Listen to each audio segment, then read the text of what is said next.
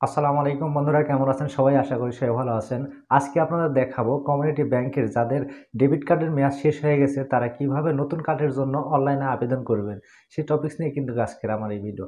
ইতিমধ্যে কিন্তু কমিউনিটি ব্যাংকের কর্তৃপক্ষ আপনাদের মোবাইলে এসএমএস এর মাধ্যমে কিন্তু একটা লিঙ্ক দিয়েছে। সেই লিঙ্কের মাধ্যমে আপনারা প্রবেশ করে কিন্তু নতুন ডেবিট কার্ডের জন্য আবেদন করতে পারবেন খুব সহজেই। তো কিভাবে আপনারা কমিউনিটি ব্যাংকের নতুন কার্ডের জন্য অনলাইনে আবেদন করবেন, তাও আবার হাতে থাকা মোবাইল দিয়ে খুব সহজেই। তো চলুন কিভাবে আপনারা অনলাইনে আবেদন করবেন সেই টপিকসটা আজকে আপনাদের দেখিয়ে দিই। তো চলুন মূল ভিডিওতে।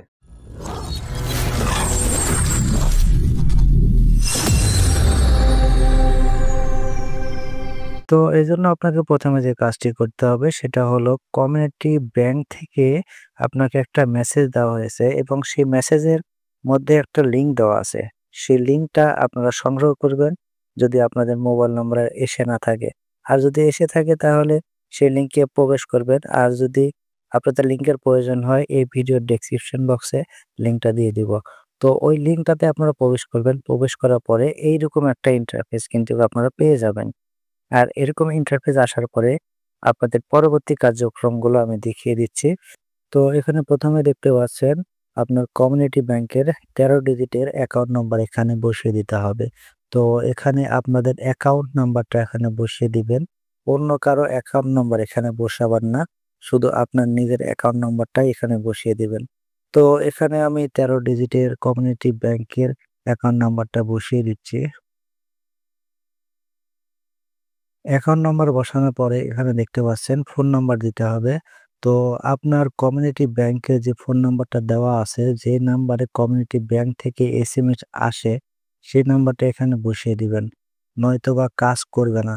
তো এখানে আমি আমার মোবাইল নাম্বারটা বসিয়ে দিচ্ছি যে নাম্বারে কমিউনিটি ব্যাংক থেকে এসএমএস আসে। তো এখানে আমি নাম্বারটা বসিয়ে দিলাম।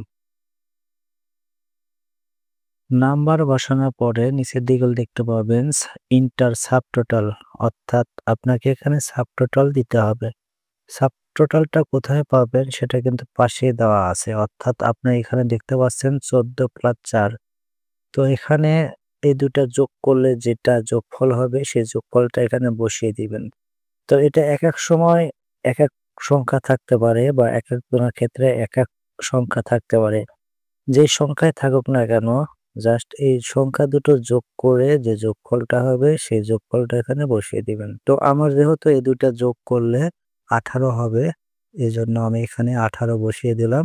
১৮ বসানোর পরে এখানে দেখতে পাবেন নিচের দিকে ভেরিফাই অপশনে আপনারা ক্লিক করে দিবেন। ভেরিফাই অপশনে ক্লিক করার পরে এরকম একটা ইন্টারফেস আপনারা কিন্তু পেয়ে যাবেন। তো এখানে আপনাকে যেটা করতে হবে, আপনি যে মোবাইল নাম্বারটা দিয়েছেন, সেই মোবাইল নাম্বারে ৬ ডিজিটের একটা ওটিপি যাবে। সেই ওটিপিটা এখানে আপনাকে বসিয়ে দিতে হবে। তো আমি এখানে আমার ৬ ডিজিটের ওটিপি অলরেডি চলে আসছে। সেই ওটিপিটা এখানে বসিয়ে দিচ্ছি। ওটিপি বসানোর পরে এখান থেকে সাবমিট ওটিপিতে ক্লিক করে দিবেন। সাবমিট ওটিপিতে ক্লিক করার পরে এইরকম একটা ইন্টারফেস আপনারা পাবেন। তো এখানে ১ম এ দেখতে পাবেন নেম, অর্থাৎ আপনার নাম দেওয়া আছে, অ্যাকাউন্ট নাম্বার দেওয়া থাকবে, ফোন নাম্বার দেওয়া থাকবে এবং নিচে এনআইডি কার্ডের নাম্বার দেওয়া থাকবে। তো এগুলো যদি সঠিক থাকে তাহলে এই যে বক্সটা দেখতে পাচ্ছেন কনফার্ম এনআইডি, অর্থাৎ আপনি এনআইডি নাম্বারটা চেক করে দেখে নিবেন। সেটা যদি সঠিক থাকে তাহলে এখান থেকে টিক মার্ক উঠিয়ে দিবেন। ওঠানোর পরে এখান থেকে নিচে যে অপশনটা দেখতে পাচ্ছেন আপনার আ পদবিটা দিতে হবে। তো পদবিটা দেওয়ার জন্য আপনি এখান থেকে এই অ্যারোতে ক্লিক করে দিবেন। এই অ্যারোতে ক্লিক করার পরে আপনার পদবিটা এখানে দিয়ে দিবেন। তো এখান থেকে পদবিটা সিলেক্ট করে দিলাম। পদবিটা সিলেক্ট করার পরে এইখান থেকে নিচে যে অপশনটা দেখতে পাচ্ছেন পোস্টিং অ্যাড্রেস, অর্থাৎ আপনি যেখানে কর্মরত আছেন সেই অ্যাড্রেসটা এখানে বসিয়ে দিতে হবে। তো এখানে কর্মরত বা পোস্টিং অ্যাড্রেস বসিয়ে দিচ্ছি।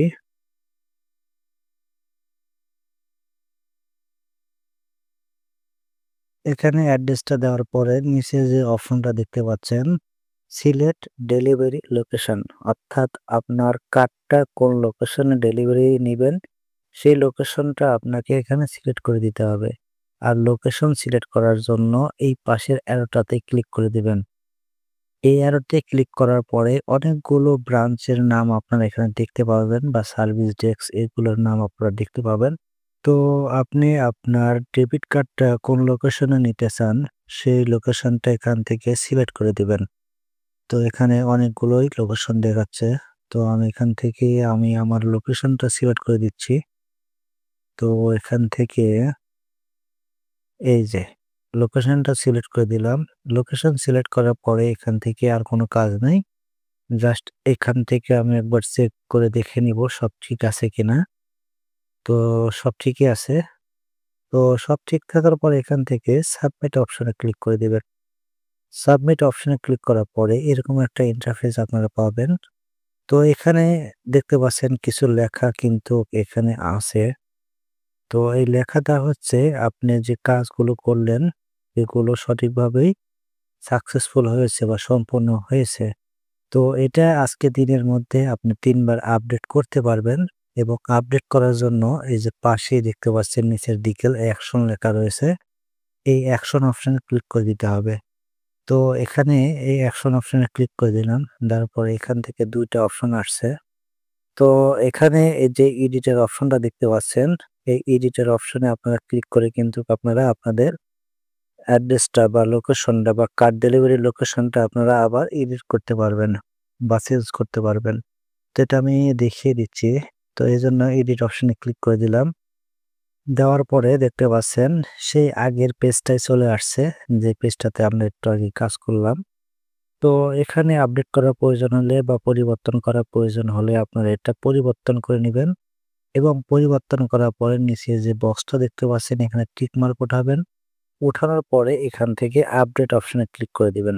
দিলে কিন্তু পুনরায় আপনার ঠিকানা বা লোকেশন কিন্তু চেঞ্জ হয়ে যাবে। তো আমি এটা পরিবর্তন করব না, যেহেতু আমি একটু আগেই আপডেট করেছি।